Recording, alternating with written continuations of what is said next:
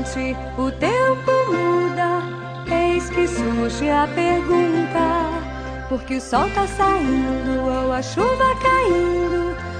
Os mistérios vamos desvendar.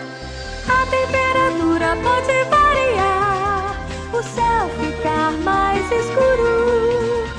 A resposta Tempo vai e clima. estar aqui, agora em tempo e clima. Montanhas. Distribuição Sinapse. No nosso planeta, há acidentes geográficos, os chamados relevo de superfície. As montanhas são os pontos mais altos neste relevo. Atingindo a altura de 8.000 metros, este é o Monte Everest na Ásia, a montanha mais alta do mundo. A essa altitude, é quase impossível respirar, pois praticamente não existe oxigênio. Este tipo de clima é muito especial. É o mesmo para todas as zonas montanhosas, seja numa região quente ou fria. Nas montanhas, o clima é frio e úmido em todas as estações. Mas por que faz tanto frio?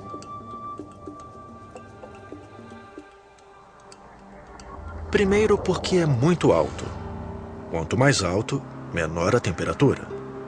100 metros acima correspondem a 1 grau Celsius negativo. É assim até com arranha-céus. Faz bem mais frio no topo do que lá embaixo na rua. Por isso, quando há precipitação nas montanhas, não é chuva, é neve. Abaixo de zero, flocos de neve se cristalizam no ar. E quando caem e se condensam, formam gelo, como cubos de gelo no congelador. E nas montanhas, neva com frequência. As nuvens são contidas pelos picos das montanhas que são mais altos que elas. E a água que elas retêm cai como neve. Mas ela não derrete, e ano após ano novas camadas de neve se acumulam e se condensam, criando gigantescos rios de gelo, as geleiras. De um lado da montanha ao outro, nas encostas, a temperatura não é a mesma, pois o próprio pico faz sombras.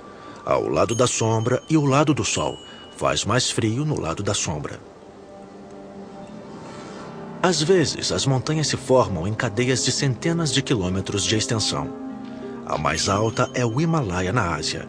A mais longa é a Cordilheira dos Andes, atravessando toda a América do Sul. Na Europa, as mais conhecidas são os Alpes e os Pirineus.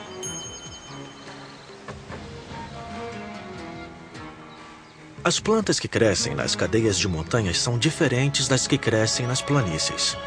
Elas têm que crescer rápido durante o verão. É a única época em que as encostas não estão cobertas de neve. As árvores têm que resistir ao frio rigoroso do inverno. Elas nunca são muito grandes, em geral pinheiros e bétulas brancas. Mais acima, nas encostas de altitude elevada, como o ar é muito rarefeito, quase nada cresce, só alguns tufos de grama. Apesar disso, alguns animais conseguem sobreviver. A subida muito difícil os protegem do homem. Cabras, lhamas, marmotas e até ursos vivem aqui. Para se proteger do frio e da umidade, eles desenvolvem pelos bem grossos. Precisam ser muito ágeis para saltar entre as rochas. Já que não há muito o que comer no inverno, alguns, como ursos e marmotas, encontram buracos nas rochas e se aninham para dormir o inverno todo. Eles hibernam. Pode deixar, na primavera vão acordar com muita fome. Nas baixas pradarias, os pastoreios da montanha alta, vacas e ovelhas pastam no verão. A criação de animais é a única ocupação possível para que as pessoas sobrevivam a essa altitude. No passado, depois de levarem os animais para baixo, os homens permaneciam aqui para se proteger de seus inimigos. Muitas aldeias ainda têm acesso muito difícil. Às vezes, a única forma de se chegar lá é por helicóptero. As casas são feitas de madeira de pinho e de pedra para resistir aos invernos. Os telhados são íngremes para que a neve deslize. Para viajar no inverno, inventaram esquis e trenós, mas hoje, em geral, eles servem aos esportes. No inverno, as montanhas se transformam em vastos playgrounds. Versão brasileira Fênix.